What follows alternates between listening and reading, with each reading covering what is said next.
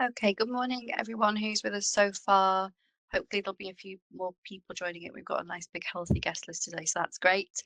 Welcome to our short webinar on Procurement Act headlines, part of our series, and this one is on transparency. So, for those of you that don't know us or don't know both of us, I'm Lynsey Oakdene, and I'll be presenting today with my colleague Kathryn Vickers, and we're both directors at Walker Morris, and we both specialise in procurement law from cradle to grave. So we do contentious and non-contentious procurement advice. Um, and as everyone who's doing this call will know, there's a lot of changes coming up in this area. So this is one of our series of webinars to try and bring people up to date with what's happening at the moment and kind of where we're up to. So just before we start, a bit of housekeeping. Hopefully your audio is connected, but if you've got any issues with that or you need any help, if you just pop a note in the chat box, our technical team are on hand and can help you with that. We do welcome any questions or queries or comments on the content today. There's a chat function for you to do that. Because it's a live session, it's a short session, we'll come back to any questions at the end. If we've got time, we've got a little bit of time hopefully for that at the end, and we'll deal with them then, but do pop them in the chat and we'll come back to that.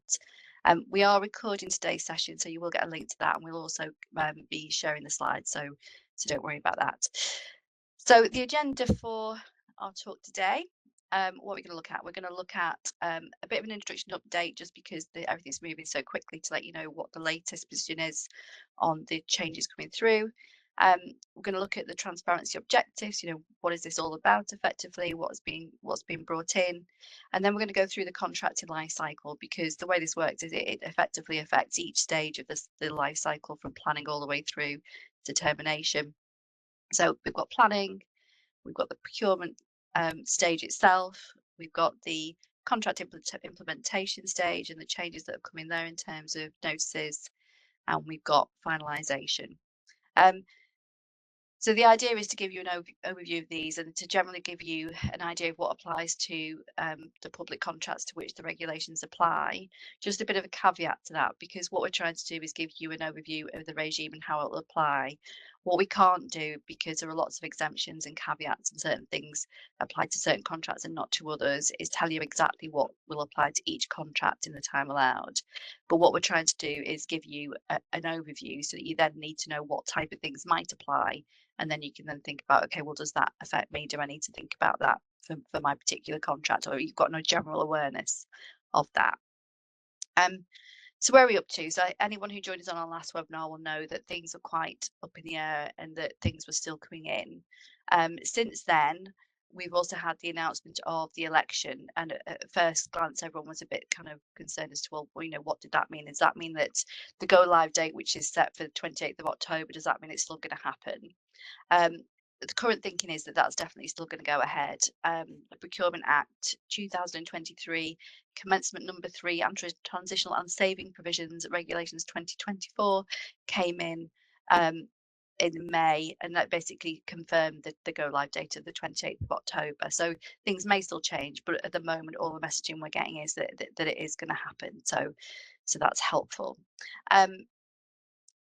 The two key objectives of the regime change, I mean, there were various objectives to the regime change, but two of the major ones were to increase flexibility in public procurement and also to increase transparency. And we'll come on to flexibility in one of our future webinars around the changes to the procedures which are permitted under the new Act. But there are other focuses which cross over with the transparency arrangements, which we'll touch on briefly today. So, for instance, better contract management is another key focus, and transparency is one of the tools that have been implemented to try and help with that. So this drive for transparency is kind of what is it all about? Well, it's to kind of support the government with its policies, and they've now set that out in a national procurement policy statement that's been laid before Parliament. It'll be sit there for 40 days before it eventually hopefully comes in to force at the same time as the Act itself. And what that does is it sets out the focus for procurement for all the contracting authorities, and it talks about value for money, social value, SMEs, procurement delivery, promoting skills and capability in procurement. And the concept of transparency and sharing data seems to be one of the main ways that the government's trying to or this Act is trying to push that through. And largely that's through a focus on detailed data of all upcoming procurements, existing ongoing procured contracts, making it available quickly. The reason why this transparency objectives are so important is that, the idea is that in all procurement systems, that if you're transparent, it should uphold integrity because it makes you accountable. It should avoid fraud. It should increase effective competition and allow people to compete because people know what's happening, what opportunities there are, what other people in the market are doing. And it also should increase collaboration because if the more information people have got, the more that kind of encourages that feedback. The main focus, as I say, is through this data capture and access. And so basically what's being introduced is an additional requirement to publish more information in notices and to access them all on a central digital platform so that the government will operate. So the idea is that every single procurement potential or actual will have its own identifier. It will all be on a central database, and you'll be able to follow it through all the way through from planning process to completion, and that the same will apply to suppliers. So suppliers will also have their information on this system, and it will all automatically follow through. So we've now got some draft transparency regulations which put more meat on the bones around that as to what has to go into these notices, and the government's also started issuing guidance around the different stages of the procurement process. So at this point, as of when I finished these slides yesterday, we had a planning guidance document and a defined document which is more about assessment of bids. So we're getting there, we're getting more information, and this is all kind of based up on where we are now. So I'm going to hand over to Kathryn, who's going to go through some more of the detail on this. And sorry, just to say, I think I said at the beginning that there are quite a lot of exemptions to this. So just, take this as an overview. Kathryn? Thanks, Lynsey. So firstly, looking at the planning stage of the contract life cycle, some of these new notices that are on the slide, they kind of just put on a statutory footing what some authorities have already been doing on a more informal basis. For example, publishing commercial pipelines and being transparent about what market engagement authorities have been doing. So some of the notices just broaden this and make it an actual requirement for all authorities. Other notices are replacements for existing ones or build on existing requirements. And some are entirely new and are not something which I'm aware of any authorities actually doing at all at the moment. For example, publicising a decision to abandon a procurement, that's something new. So the first one is pipeline notices. These are under section 93 of the Act. If a contracting authority expects to pay more than £100 million for goods, works or services in the coming financial year, other than under exempted contracts, then it will need to publish a pipeline notice on the central digital platform, which Lynsey mentioned. That 100 million threshold includes below threshold contracts, call-offs under frameworks or dynamic markets, and so basically any spend that is not on an exempted contract. And an exempted contract is listed at Schedule 2, and they don't need to be included in this £100 million threshold. And it includes things like contracts between contracting authorities, horizontally or vertically, land and buildings, legal services, employment, national security, things like that, which we'll all recognise as things which aren't typically covered by the existing procurement regime and fall outside of it.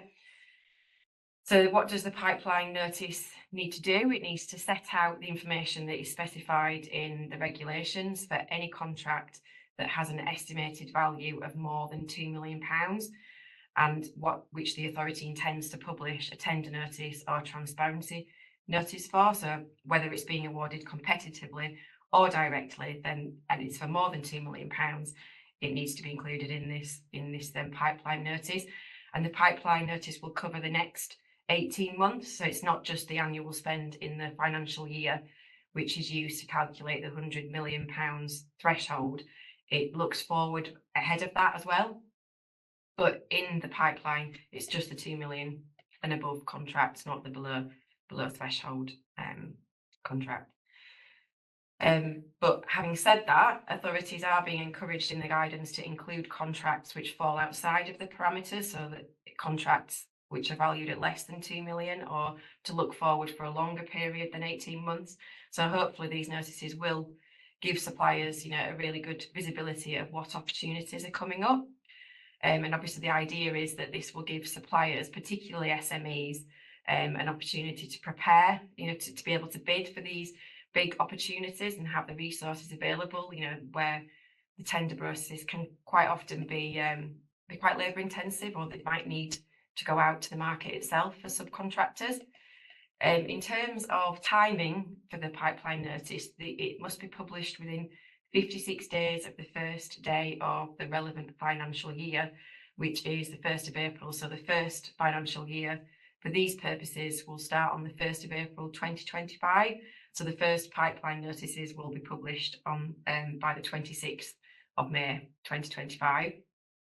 And authorities won't be bound to proceed with the procurements that are in the pipeline, but they are encouraged to update it to reflect new requirements over the course of the financial year, and to publish a procurement termination notice if they decide not to proceed with any procurements that have been included in the pipeline notice. The information which is to be included in the notice is prescribed by Regulation 15. There's not a lot of information that needs to be included for each of those contracts. It's generally just the authority, the contract subject, and when they think that the tender or transparency notice will be published. Obviously, authorities can include more information if they want to do so, but that would be voluntary. Moving on to planned procurement notices.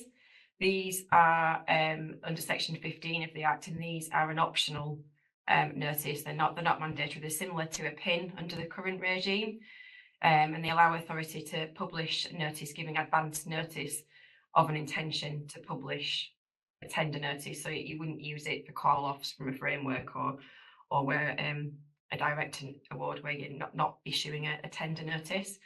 Regulation 16 lists the information, what needs to be included, and it's quite. It's what you would expect, really, the information about the contract and the expected timing for the procurement process, and then a kind of catch-all, as much information as would go in the tender notice as is available to the authority. So that I guess that could be quite burdensome, really. In terms of timing, it can be published at any time before a tender notice, but if it's published between 40 days and 12 months before the tender notice for the procurement, then it can allow an authority to then shorten the minimum timescales for submission of tenders from 25 days to 10 days. So that can be useful in some circumstances, but obviously I think in most cases 10 days for submission of a tender is quite a short period of time, and you need to think about whether that is enough time anyway, and gives bidders a reasonable period to respond properly. Authorities can amend the notice, and if they do that within the timescales that I just mentioned, then that would still allow them to shorten the tender periods. But you need to think carefully about the amendments that you're making and whether it means that your requirements are actually substantially different, and would mean that the opportunity is perhaps, it would attract different bidders. So you need to think carefully about whether that's the case or not. And this is one of the ones where government guidance confirms that it would be good practice to publish a termination notice if an authority decides not to proceed with the procurement when it has already published a planned procurement notice, but that is just voluntary. It's not mandatory at this point anyway.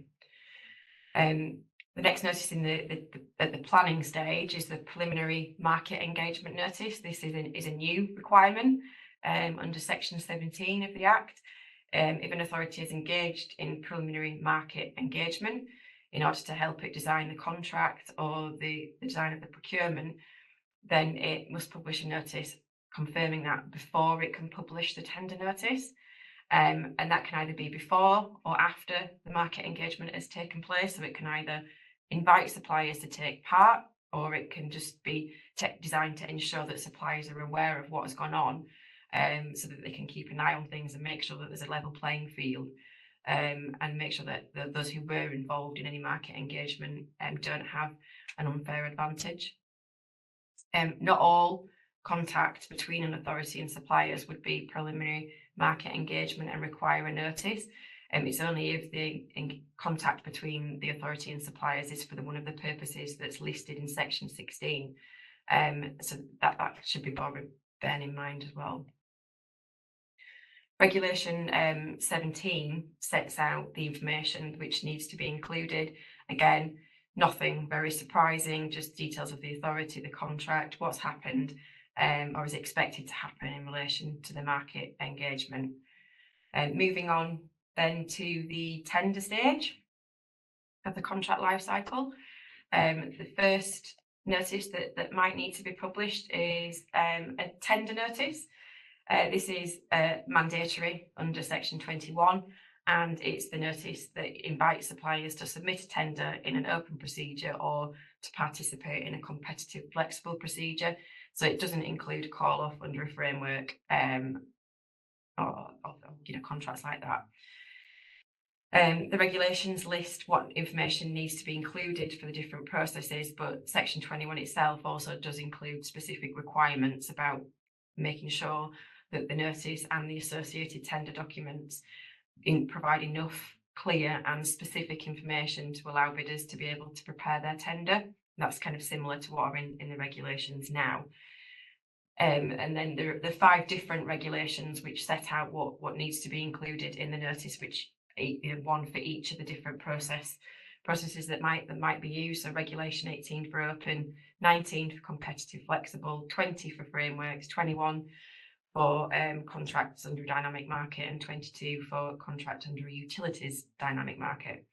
And in each of those regulations, there's a really, really long list of information which needs to be included. So I'd be here all day if we went through all of those, so I'm not going to, but it's basically just all the information which ensures bidders, understand the opportunity and know what they need to do and when, if they want to bid for the opportunity. There is also an obligation under section 87 to publish the equivalent of a tender notice for some below threshold contracts, and this applies where the value of a central government contract is for more than £12,000, or for other authorities if it's more than £30,000. And what it means is that those authorities can't advertise those opportunities without first publishing a below threshold tender notice on the central digital platform. And as you would expect, the information that needs to be included in this below threshold notice is not quite as long as for the full tender notice, and the list is at regulation 24. Transparency notices are required by section 44, and they must be published whenever an authority intends to award an above threshold contract directly without a competitive tendering procedure, unless it's being awarded for directly to protect life or health or public order or safety, or because it's a user choice contract. They're similar to VEET notices under the current regime, but obviously VEET notices were a voluntary way of telling the market about a contract being awarded directly. Transparency notices are mandatory and must be published before the contract is actually awarded. Regulation 26 sets out the information which needs to be included in the notice. It's essentially the details of the authority, the contract, the grounds for direct award, as well as some perhaps what are more unexpected pieces of information, given when you would normally expect a direct award to be made. It seems to envisage that sometimes a supplier wouldn't have been chosen yet, so clearly the intention is for the notice to be published as soon as it's been identified that the contract is capable of being directly awarded, rather than when the supplier has already been found. So it could potentially be used as a way for suppliers to find out about opportunities for direct awards, which aren't being formally advertised, but which they still might be interested in.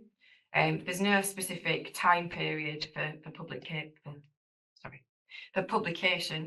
but if the supplier is known, then their details do need to be included in the notice as well. Something to bear in mind with tender notices and transparency notices, as well as some of the other notices which we'll come on to later, is that you will need to confirm in the notice that there's been a conflicts assessment prepared, and that will need to be reconfirmed when the contract details notice or contract change notice is published. This requirement in section 83 to prepare a conflict assessment and to keep conflicts under review is a new thing that's been introduced by the Act. It's obviously designed to build on the existing regime about conflicts of interest and make sure that they're not just something which are given a cursory consideration at the outset of a procurement, and then just forgotten about. Authorities will need to keep things under review, and they need to confirm in notices throughout the life cycle of a procurement, make sure that should happen. And finally, on the tender stage is the procurement termination notice. This is another new notice under section 55, and regulation 37 confirms what should be included in it. It needs to be published as soon as possible after an authority decides to abandon a procurement which it had previously published a tender or transparency notice for. The notice doesn't need to give any explanation for why the procurement is being abandoned, but there's nothing to stop the authority from including that information or to explain, how they're going to address the need that they had identified previously through opportunities in the future, if they want to do that.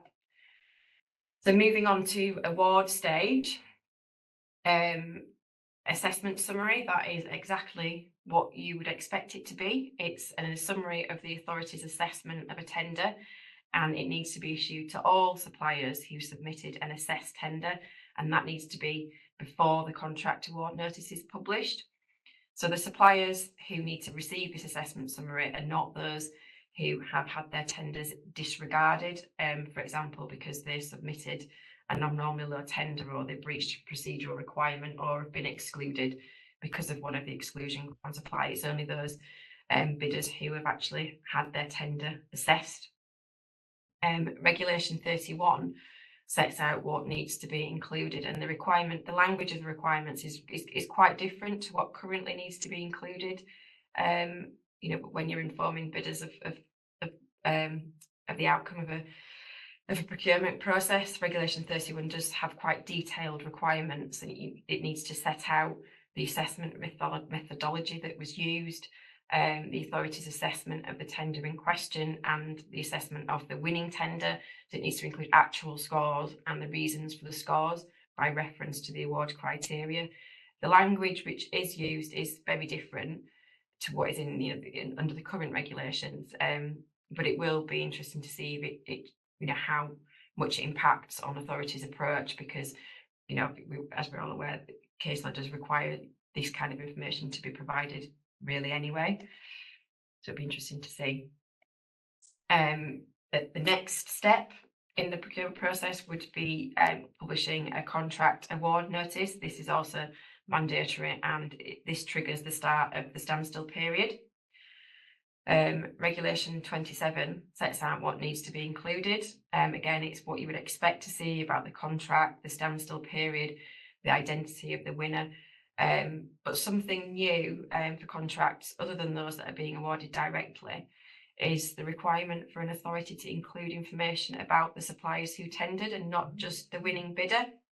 So if the contract is for less than 5 million, then it needs to confirm how many bids were submitted, how many were assessed, and how many were submitted by SMEs or NGOs. So I think it'll give a good idea of suppliers, a good idea of what their competitors are doing and what their competitors are bidding for.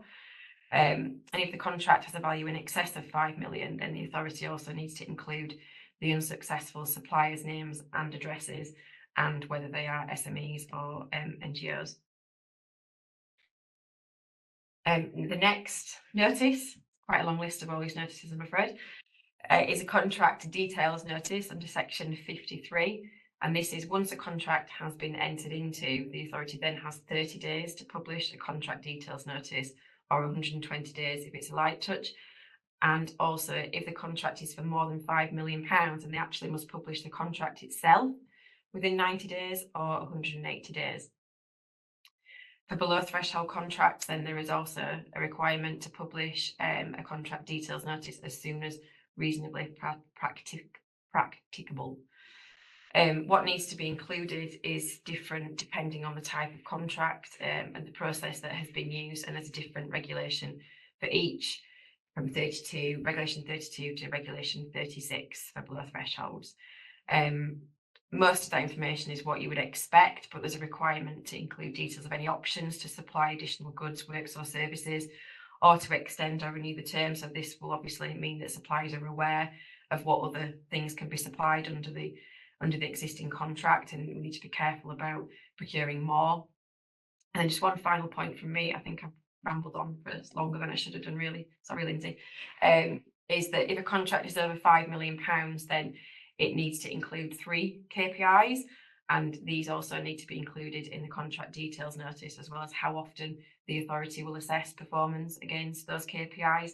So the market is going to be looking at what those KPIs are and the assessment of them. And again, this leads nicely to transparency in contract performance, which I'll hand over to Lynsey for. Thank you, Kathryn. So, I mean, I think you're already getting the idea that they want to know everything and they want to know it consistently, and that kind of carries on through the contract implementation stage. So this is a real change in terms of what's required once you're into the contracting term. So there's now going to be a requirement to publish detail about what's happening with your contract. So there's various notices. The first kind of key one is that the payment compliance notices. So there's now any contract that doesn't have this in it, there's an implied term that the contracting authority will pay invoices within 30 days. That's undisputed invoices. And then that's kind of backed up by this requirement to give a notice every 6 months saying when you've paid. So in that, the information will be the average number of payment days, how many were in the first 30 days, how many were made with the percentage made between 30 to 60 days, and the percentage over 90 days. Um, and then the contract authorities will have to say the percentage of sums which are due under public contracts which were not paid. And then a director or a similar person of the contracted entity will need to confirm that they approve the payment compliance notice. So there's this kind of overview of what's being paid. And then in addition to that, there are new requirements to publish contract performance notices. Now, this kind of comes in various ways. There's a kind of general contract performance notice against the key performance indicators, the KPIs that Kathryn mentioned. So this is for any of the contracts over 5 million. So you'll have to report against that under Section 71 of the Act to say whether they've been met or not. And you effectively then you're giving a range of an award of effect. You're giving the supplier a score, and there's a rating between good to inadequate. With good being performances meeting or exceeding the KPIs, and inadequate being performance is significantly below the KPIs, and then an intriguing additional rating of other, which means performance can't be described as good, approaching target, requires improvement, or inadequate, which are the other ones. So, I mean, so that one's quite a difficult one for suppliers because what does that really mean? So this means that the supplier's competitors and other contracting authorities are going to be able to see how a contract's being performed as it goes along. And then there's another obligation in relation to contract performance notices, which is in relation to general performance, which I'll come on to in the next section. But in addition to that, there's contract change notices as well. So there's always been an ability to change public contracts in certain circumstances in accordance with the terms or under certain provisions of the procurement regulations, and that flows through into the Act. But this doesn't say when you can change a contract, because there are still detailed provisions on when you can change a contract. But if you have changed it, or if you're proposing to change the contract, before you change the contract, you then need to publish a notice to confirm that's what you're going to do. And you need to do that where the value of the change will either increase or decrease the value of the goods or services provided under a contract for goods or services by 20%. If it's a works contract, is the value going up or down by 15%? And then there's an overlaying one. If if it's a variation to extend the term, is it going to or decrease it? Is it more or less than 10% of the maximum term? And if it goes over any of those, then you need to put a contract change notice out.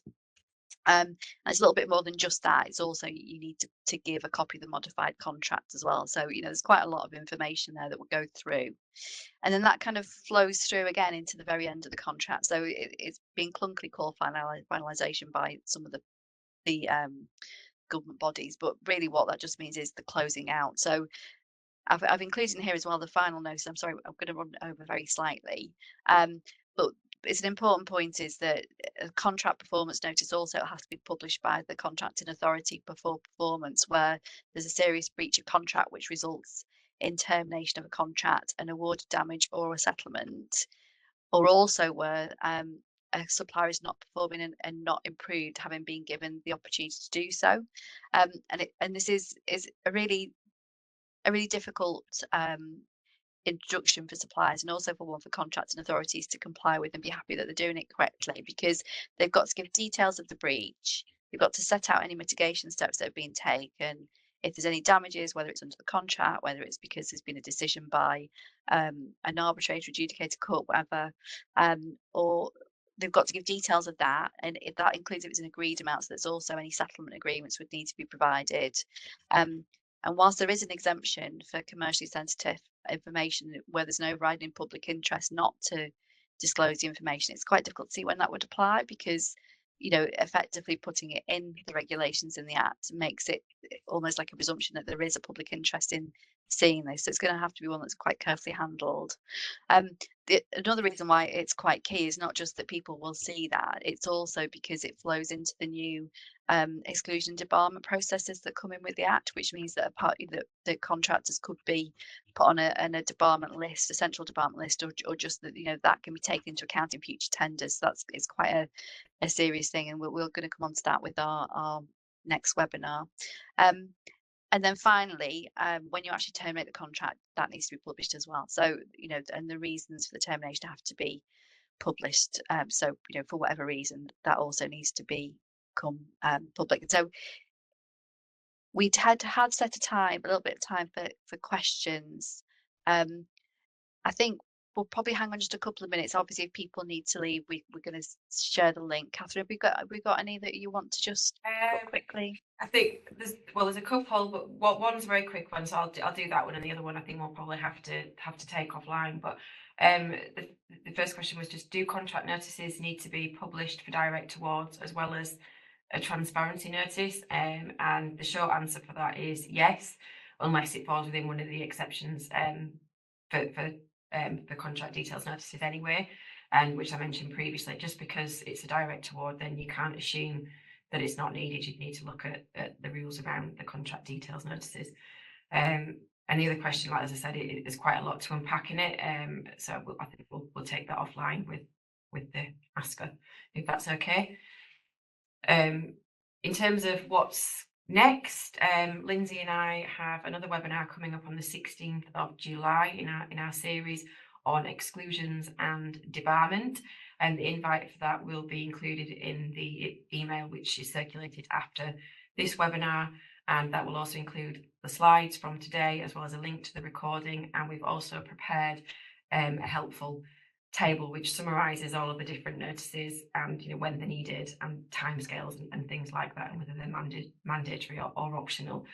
So hopefully that will be really helpful to everyone to understand what's needed and when. But I think that's it from me anyway. Thank you, everyone. I'm sorry we ran over very slightly, but hopefully it was worth it for the end messages. Thank you.